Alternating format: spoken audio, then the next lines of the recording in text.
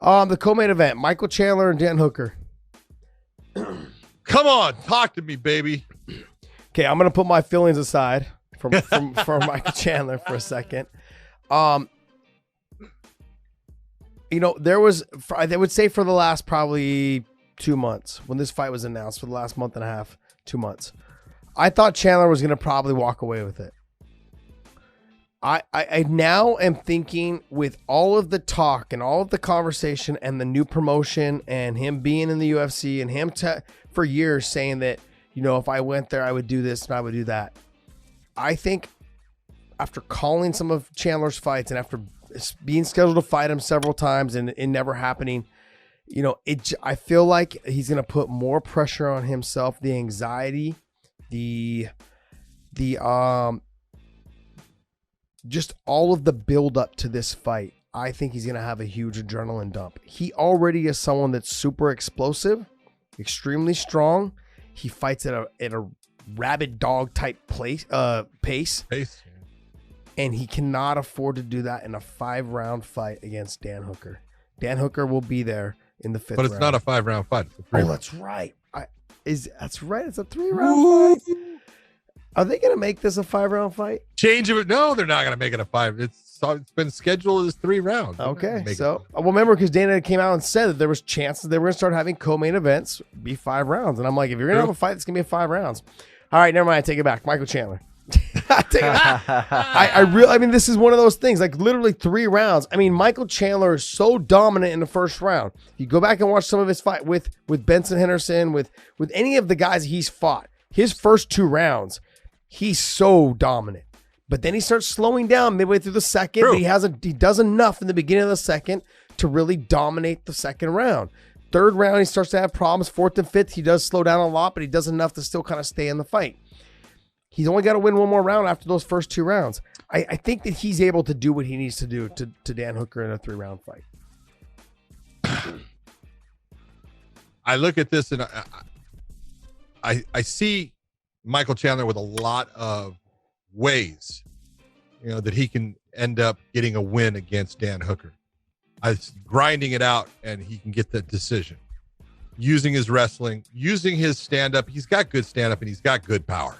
And he is fast. So the speed is going to cause Hooker some problems. Hooker is not as fast as Chandler. No.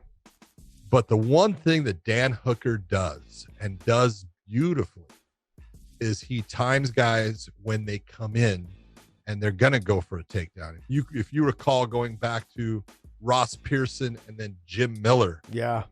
He knocked both of them down. Now, Ross Pearson wasn't really going for a takedown, but Jim Miller was. He times that knee coming up the middle beautifully. And he's tall, and he's able to keep a range and all of a sudden bring it in. And with the movement of his opponent coming forward, he lands that thing and he puts people out. So Chandler has to be very careful of when he decides, because he's going to decide to take this fight to the ground. He's going to start to have problems with the length of Hooker, and he knows that it puts him on the ground, the length goes away, all the advantage goes away. He's going to try to put Dan Hooker to the ground. He needs to be very careful on his timing of when he does that, because the knee strikes from Dan Hooker are the one thing that I look at and go, man, that is an equalizer that can change the fight that fast. And Dan Hooker has heart. He's tough. You got to figure, he beat Gilbert Burns. Remember that? Yeah. He's got some big wins. And I look at, just the way that Chandler matches up. Chandler has his ways, no doubt about it. That grappling, he's a better wrestler. His takedowns are good. It's different when you're in the cage, especially if Hooker can get his back against the cage.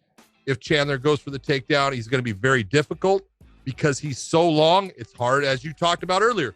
It's hard when you get a real tall guy to get those normal takedowns the way you do. It just doesn't work. They never seem to leave the ground. Yeah, what people need to remember is that Michael Chandler is not a tall guy. He's probably only about 5'7", 5'8", maybe 5'8". I mean, he's in that that shorter range where Dan Hooker, all he's got to do is just lift his knee and he's kneeing him in the face. He doesn't need to even jump. He doesn't need to raise it up too high. I mean, Dan Hooker's a tall guy. What is he, 6'1"? I think he's taller than that. I think he's closer to 6'2". No, they have him listed as 6 foot. I think he's really? 6. I think he's 6'1". He seemed like he's about 6'1". I would say like, and Chandler likes to dip when he throws his strikes. He dips to the left, he dips to the right. He's got to be careful walking right in. When he throws his power, he comes lunging in right into that knee. So he explodes in. He does explode in. He is fast about it, and he is working on switching his stance, like you saw with Benson in their last fight. He switches and throws off that. He's got a lot of tools in the bag. If this fight hits the ground, expect him to try to get after Dan Hooker's neck. He'll be right on that neck, get to the side. He'll start hitting some ground and pound. His ground and pound it's good. It's nasty good. But, I mean, it really just comes down to, I think, whoever can implement their game plan. But I'm watching him fight Gilbert Burns right now, and Gilbert's standing, and he's trying to knee him in the head. You know what I mean? So, and Gilbert's taller and bigger than Michael Chandler. Yeah. So, I mean, he just put his knee up there and was able to touch Gilbert slightly on the chin. So when I'm having this conversation, like, he can just hit that knee right up the middle anytime. So Chandler's got to make sure that he's hiding his takedowns, and he's got to make sure he's hiding them behind some strikes without just dipping his head when he does it. So it's going to be a lot tougher of a fight, but like, I would give more of the advantage to Michael Chandler in a 3-round fight versus a 5-round fight. That's just where I lay at. If I'm looking at this, I say Michael Chandler wins by decision. I see Dan Hooker winning by knockout. You don't think Chandler knocks him out? Be? You think? I don't think so. Decision.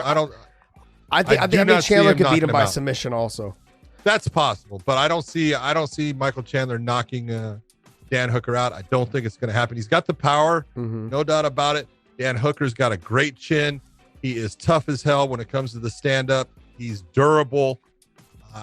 I think in the end, Michael Chandler wins by 3-round decision. 3-round decision.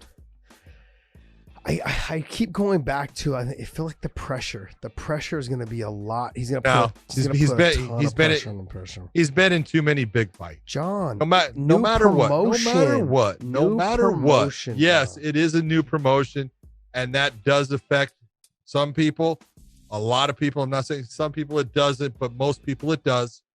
But guy's been in a ton. If you take a look at all of his record, most of his fights were championship fights. He's been there, done it. I think he's got enough maturity. It's not going to affect him that much. All right. I could be wrong. It's going to be fun. Yeah. I'm looking forward to it. Yeah, I mean, I could see also Dan Hooker doing what Masvidal did to Ben Askren. Just absolutely. That's my whole point. I could see Dan Hooker winning by knockout. And that knockout, in my opinion, if it comes, it's based off of a knee. Yeah.